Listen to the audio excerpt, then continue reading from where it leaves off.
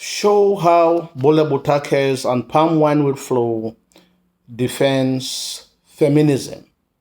To what extent does Butake defend feminism? Candidates are expected first to examine how Butake defends women in a Palm Wine Will Flow, which is typically a male-dominated society.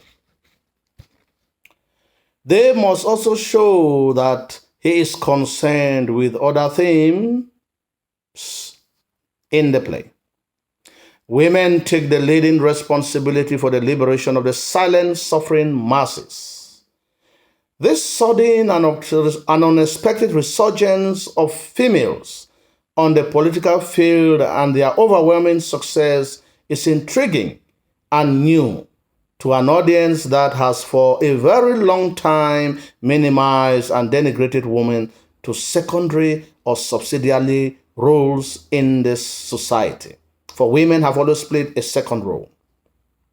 In the play, men have either been exiled, incarcerated, or totally emasculated. The male secret society, the Kibaranko, is stripped of its judicial powers, unmasked, and sent into exile. The males regained their posture only after the female leader Kwengong calls on General Assembly and declares a revolution against the fawn. She declares, "He cannot be fawn. The women have decided no more fawns in the land, and that only the people will decide who the fawn will be and for how long. And the affairs of the land shall be decided by all the people in the market." In effect, she declares the overthrow of dictatorship and the institution of genuine democracy and communal rulership.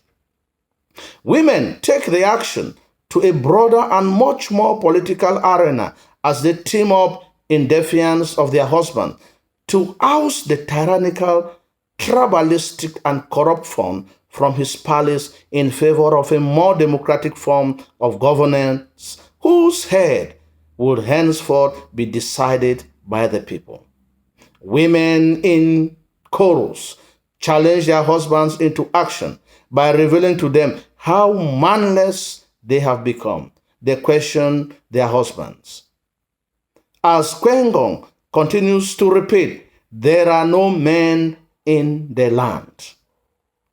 This challenge falls on deaf ears as men refuse to come out of their hiding, to stand up against the fawn who has seized their wives' farmland, giving them to manless men like Kibanya, who have also had their caps topped up with red feathers by the fawn himself. In fact, Kwengong and all the other women are impatient with their husband. Lack of courage and heroism in the presence of this crisis.